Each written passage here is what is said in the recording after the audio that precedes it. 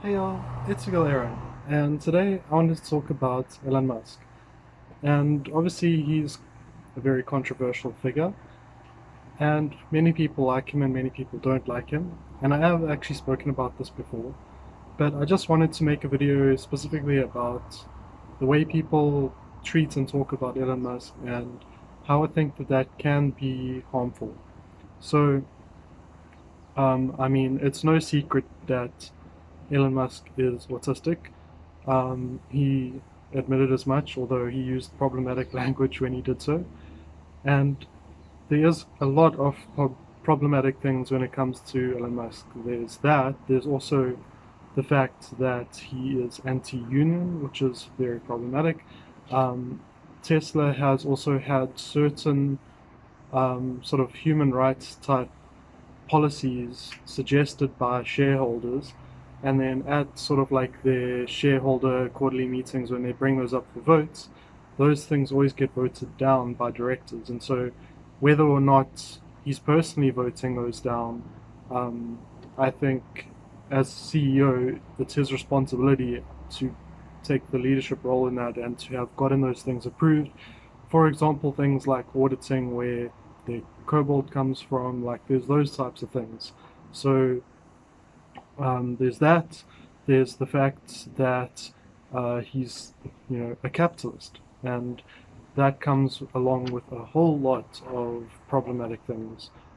There's like the inherent affinity for gentrification. There's the inherent profit seeking and transactionalization. Also, in my opinion, the fact that he's supportive of cryptocurrency is a huge red flag. Um, Also, seems to imply and suggest, and one might think that he has a lot of ANCAP tendencies and thoughts. So those are all valid reasons to be critical of Elon Musk. Now, you can also criticize his ideas. Things like, you know, space exploration or electric vehicles or the boring tunnel, and it is also perfectly fine to criticize those ideas. Now, the thing that kind of people get wrong is that they take those ideas, the things like the space flight or the Hyperloop or Tesla or whatever, and they will make fun of Elon Musk for that. They'll say like, oh, you know, uh, Elon Musk's slave colony on Mars as one example, or like that Elon Musk isn't an inventor or an engineer or whatever. He just buys companies, um, and that you know that's kind of just false at face value. Like, yes, he didn't start all the companies like from scratch. Like Tesla, he bought a company that already existed, and then sort of made it into what it is today. But the problem with that is that he is actually an engineer. He can actually program. He does actually understand engineering and can solve engineering problems. And there's a whole lot of evidence supporting that. And so basically, it's like this characterization of him as like this complete sort of charlatan or someone who like has no idea about the specific details of the engineering or whatever, rather that he is just sort of branding himself as the inventor or whatever of technologies other people are doing. Meanwhile, the truth is that he obviously isn't coming up with everything on his own, but he's also still an engineer, and he also does contribute some amounts to engineering decisions and stuff. Now, obviously, that doesn't mean that he's good at it, but you know, I would say if you look at the way that his companies are, at least from like a research and development standpoint, achieving like good levels of innovation that he can't be so bad at it that he ruins it for the rest of the company, which is the case if you have someone in the leadership who has no idea.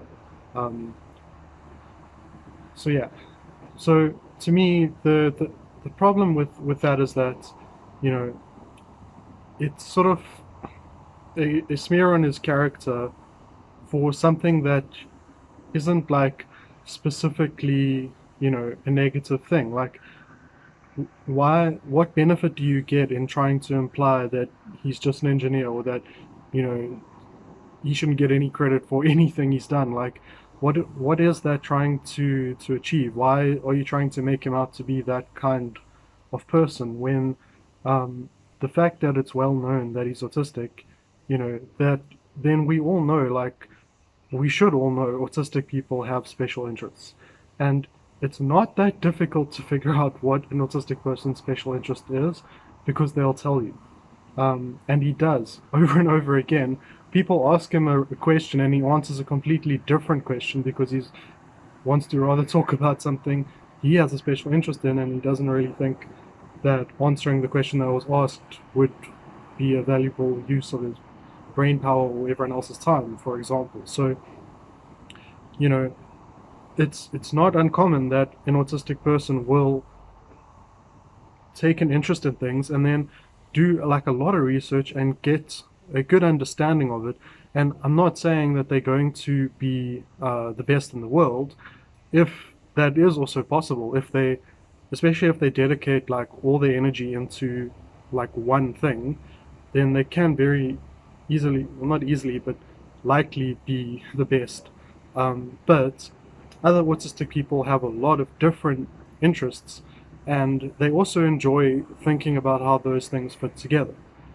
And I think it's pretty clear that that's the kind of autistic person Elon Musk is, where he has all these other different interests. He has the vehicles, space colonization, like solar, um, and internet stuff. Like, he has so many different special interests, and so, um, you know, that's not to say that he's like bad at them either. But like, so my point is that like these interests that he has, like people, they like, you know, when they make fun of that, or they try to make him out to be someone who is kind of faking it, because like that's like another thing with being autistic is like, yes, autistic people can lie, they can pretend and stuff, but they are far more comfortable when they can be authentic and be themselves.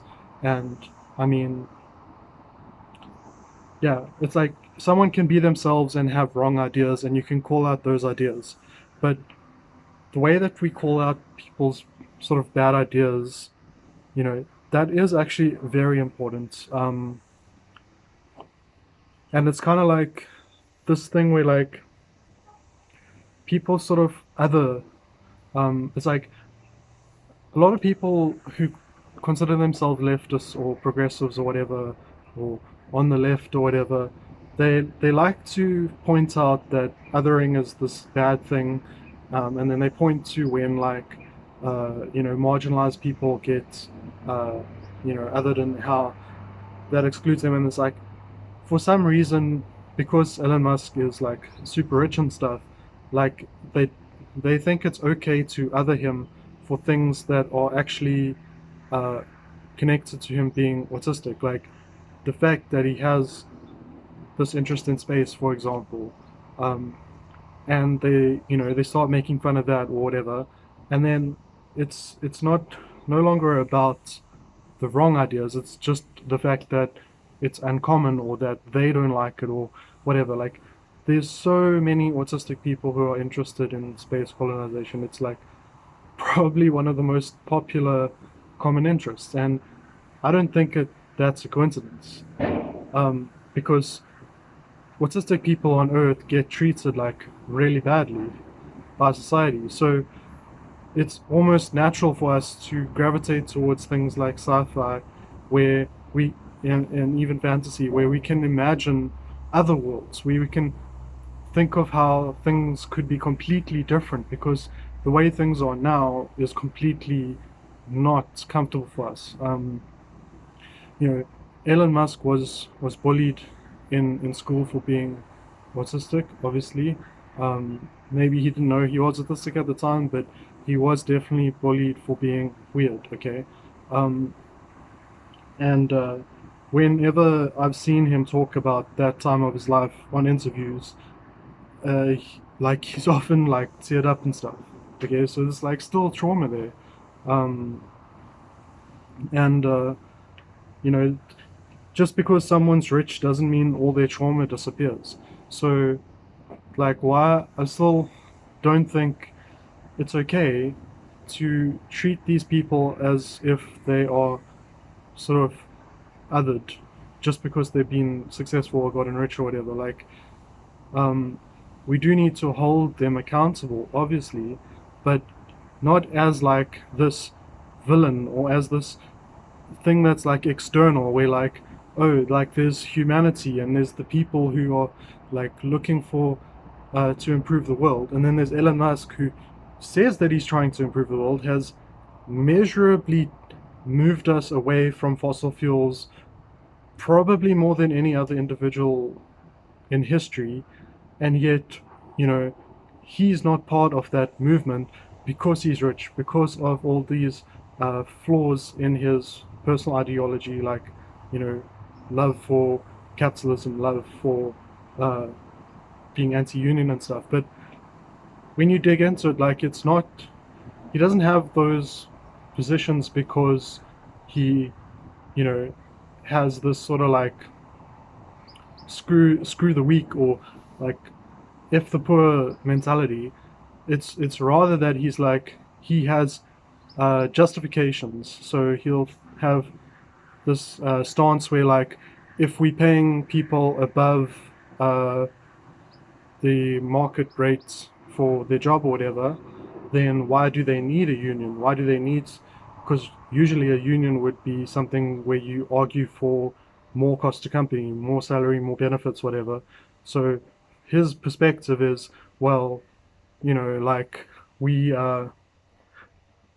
we pay them enough that they can cover that, and that's common. I've had jobs like that where that's the position management took, and obviously there were still attempts to get towards unionization even there, but you know, it's not like this whole like, you know, Scrooge McDuck like pools of money thing. It's not like this like fat fat cat monopoly person. It's like, no, like he does actually have justifications, and they can also be wrong, but it's how we criticize it that's important. Because like, I've one of the things that I've said is like, people like Elon Musk are like signals. They're like canary in the coal mine for societal change, because they are um, you know, so visible that we actually get to know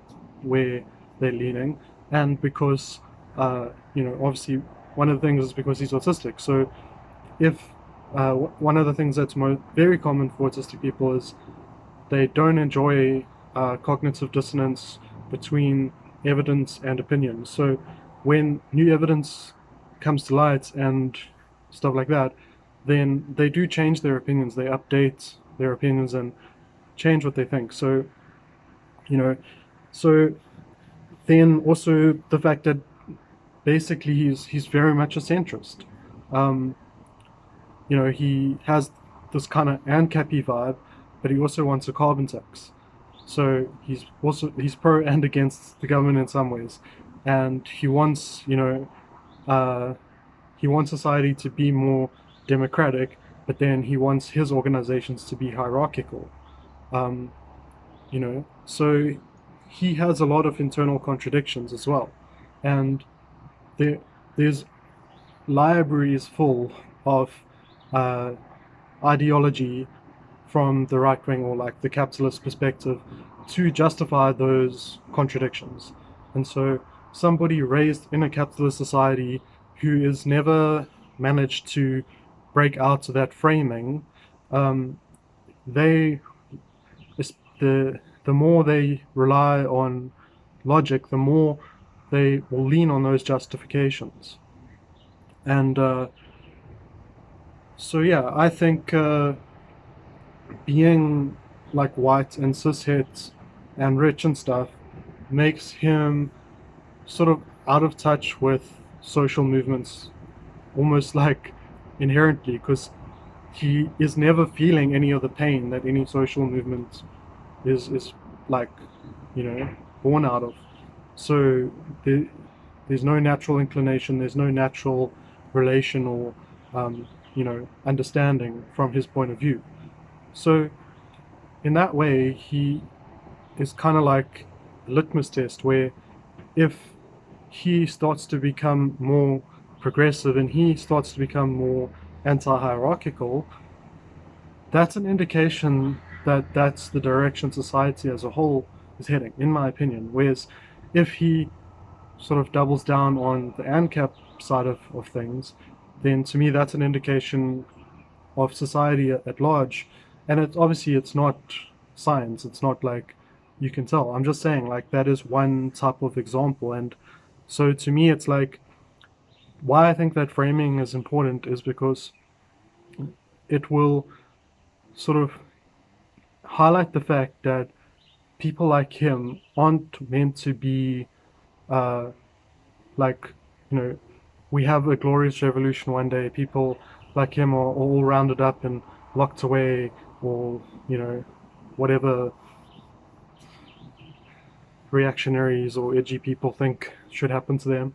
And then we'll just have our society will just run amazingly because they won't be in the way anymore. And like that's just a fundamental misunderstanding of how you know change happens and how change can become permanent. Because if that's the method you use to kind of fix your problems, then you aren't actually fixing your problems. They are going to rise again.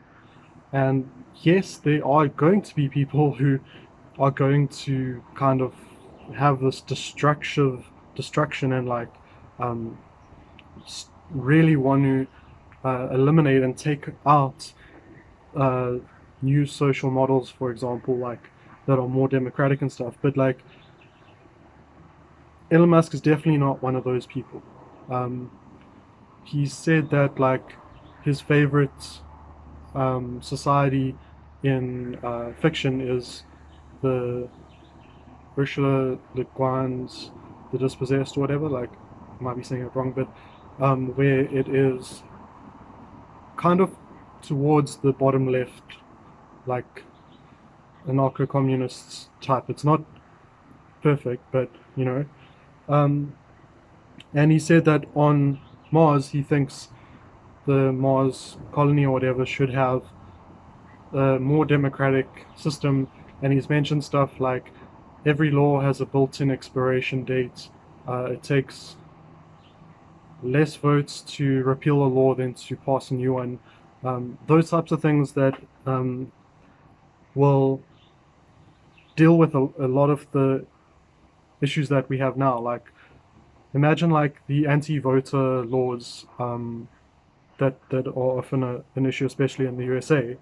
If if those laws had a sunset period built in as they passed and didn't even need a majority to be taken down, then they wouldn't last post the next election. Like, because the people would be voting on it, not the politicians, and they'd just be like, no, this law is rubbish. We're not going to reinstate it or whatever. So like, you know, so he definitely does have a desire for better social models. So it's people like him who are going to join the side of socialism, the side of anarchism, if that is something that ever happens, within our lifetimes or whatever. Um, he will be an ally. Like, if he becomes a villain to it, it's our fault. And that's the issue, is that when you make fun of people for things that they were, it's not up to them. He has no control over the fact that he has these special interests and stuff. That's just the way his brain works. You making fun of him for that, the same way he was made fun of for stuff when he was a kid in high school. And do you think he's going to want to learn about your ideas and self-crit and stuff when you've gone on this attack and literally like triggering him? Like, because, you know, like, let's be real. Um, how is that going to change his mind?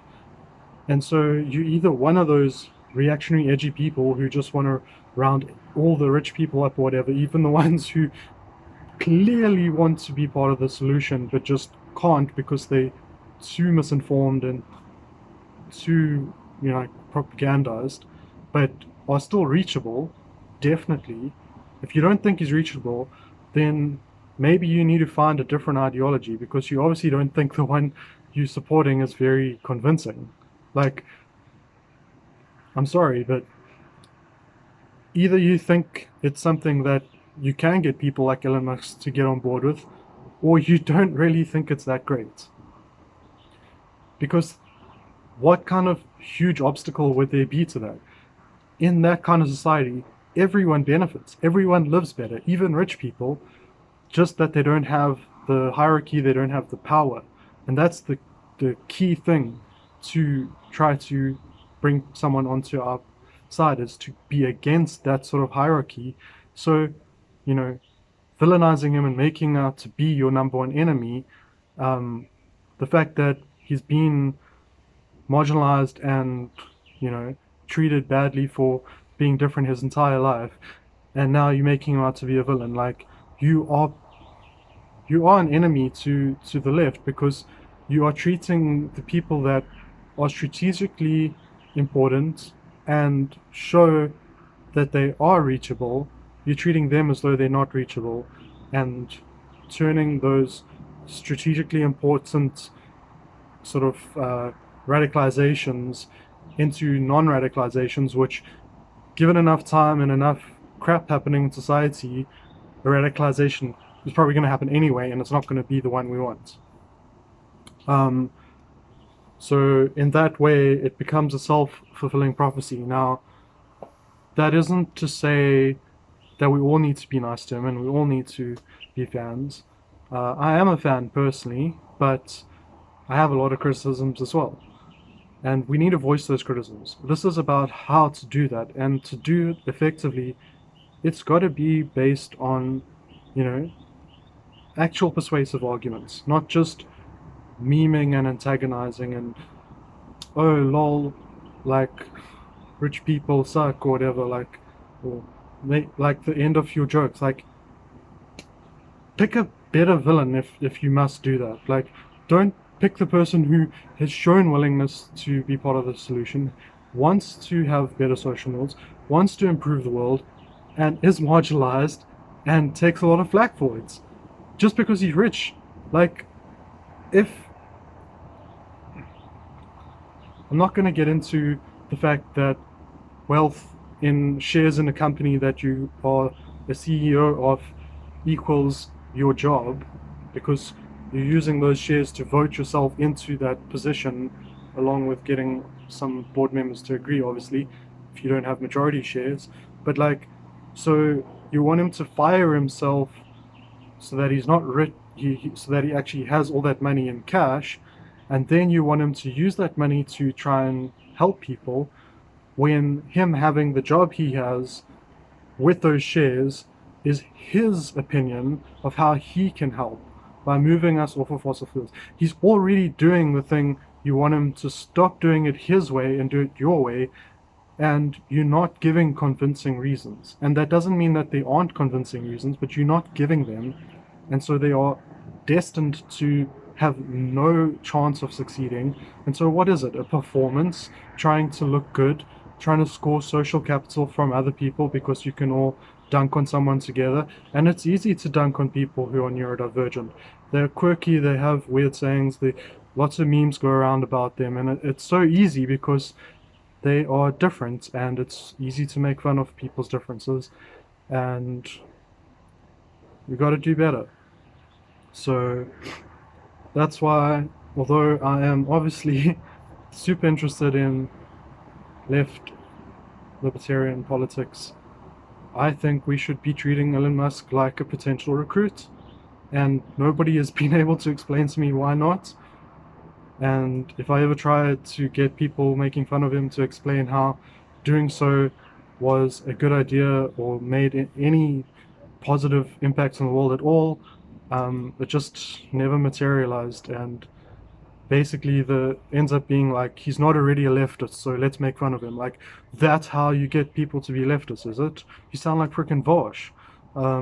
Anyway, that's gonna be it for today. So if you hate on Elon Musk, criticize the ideas for the ideas, if they are Hyperloop or space travel, because tons of people have similar ideas. Criticize those ideas, not the person for having them. If you're criticizing the person, be constructive. Don't take the opportunity, oh yeah, I can like let out my dark side, I can let out my bully side or whatever, I can be mean and get catharsis over it. Just don't let that out for him. Like, I don't think you need to let that out for anyone. But if you do, like, just make it someone who's not expressed and evidently wanting to be part of the solution. Why are you alienating those kinds of people? Stop it. Do better. And that's why personally, like, I associate with people who are able to have that kind of nuance. So if someone's not going to be able to get on that level, whenever they're making fun of Elon Musk, like, it hurts me too, because I also want space colonization. I've been planning for like 5+ years a book trilogy where space colonization is my vision of how the world can become socialist. And now you're telling me that space travel is inherently anti-socialist or something. Like, get out of here. Like, you don't know what you're talking about. Go criticize whatever that you actually understand, you know? Anyway, that's it for today. Thanks for watching. Bye.